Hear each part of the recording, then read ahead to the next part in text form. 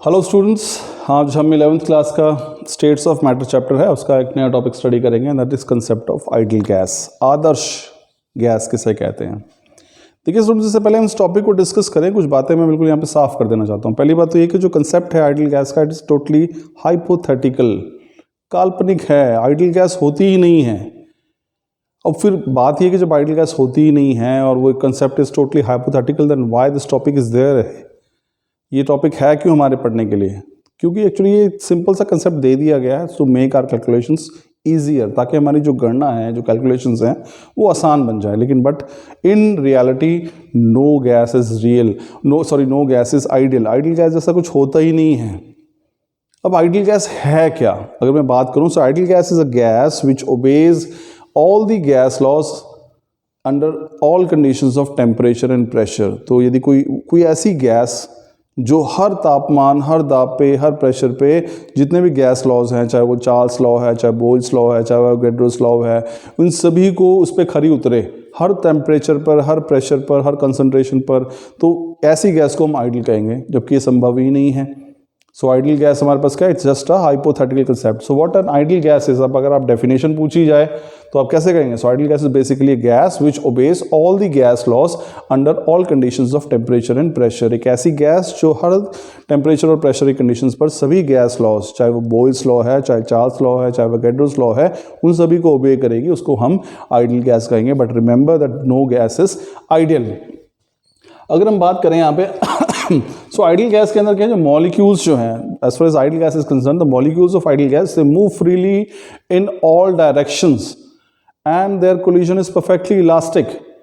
इसका अर्थ ये हुआ कि जो गैस के कण हैं वो बिल्कुल फ्रीली मूव करते हैं एक आइडियल गैस के, and the collision is perfectly elastic, यानी उनका जो टकराव है वो परफेक्टली इलास्टिक है, यानी कि जो वो टकराते हैं, no kinetic energy is lost. वो जिस स्पीड से आए थे टकराने के बाद, ये नहीं कि वो स्पीड कम हो गई या बढ़ गई, वो काइनेटिक एनर्जी जो है वो उसकी एवरेज काइनेटिक एनर्जी उतनी ही रहती है।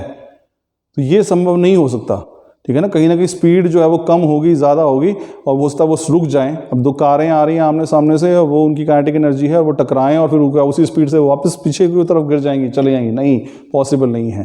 तो ये हम आइडियल गैस ऐसा मान रही है कि जो गैस मॉलिक्यूल्स हैं वो फ्रीली मूव करते हैं और उनके बीच में जो कोलिजन है, जो टकराव है, that is perfectly elastic. So this means perfectly elastic collisions are those in which no kinetic energy is lost, यानी वो जिस गतिज ऊर्जा के साथ वो आएंगे, वो गतिज ऊर्जा कभी भी कम या ज़्यादा नहीं होने वाली है, वो समान रहने वाली है। तो ये संभव नहीं है। तो इसलिए आइडियल गैस का कंसेप्ट जो है, इट इज़ टोटली हाइपोथेटिकल।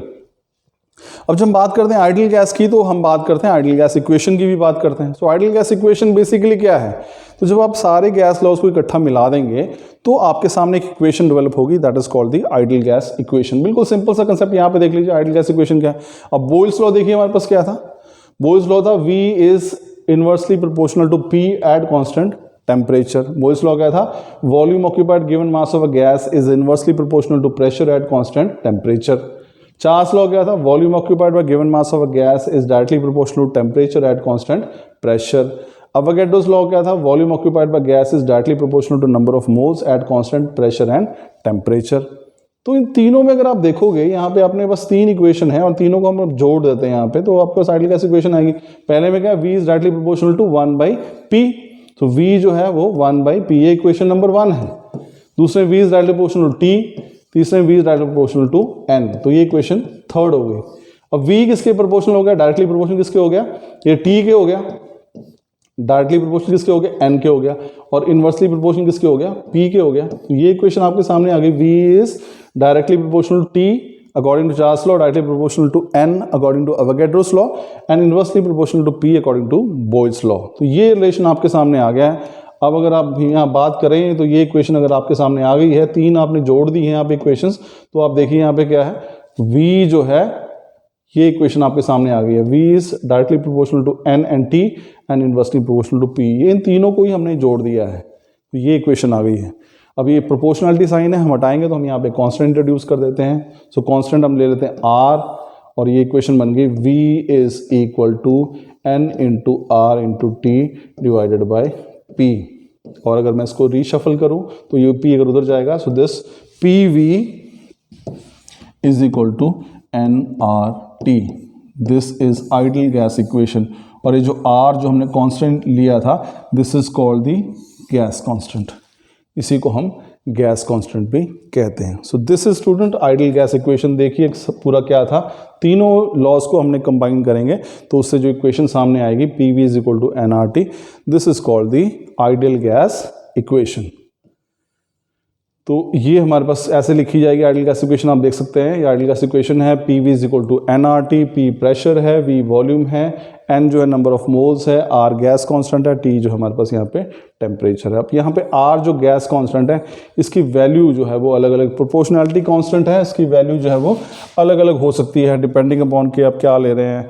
तो अगर आप सारी वैल्यूज पुट करेंगे तो R की वैल्यू जो है वो 10⁵ पास्कल्स इंटू 2.71 इंटू 10⁻³ अगर आप कंडीशन जो है वो स्टैंडर्ड ले लेते हैं, 22 लीटर वॉल्यूम जो हो गया और टेम्परेचर जो है वो 273 केल्विन हो गया, प्रेशर 1 बार हो गया, तो उन सभी की वैल्यूज़ अगर आप पुट करेंगे इसके अंदर, यानी कि जो इक्वेशन है ये वाली, प्रेशर 1 बार हो गया, वॉल्यूम 22.4 लीटर्स हो गया, टेम्परेचर 273 केल्विन हो गया, एन जो है वो 1 मोल गैस के लिए आर की जो वैल्यू आएगी that will be 8.314 pascal metre cube kelvin inverse mole inverse. तो ये वैल्यू ध्यान रखिए, थोड़ा इसमें अगर आप करेंगे तो joule kelvin inverse mole inverse भी है, तो ये इस तरह से हमारे पास जो है ये आर की वैल्यू है। तो this was all about students ideal gas and ideal gas equation. Thank you.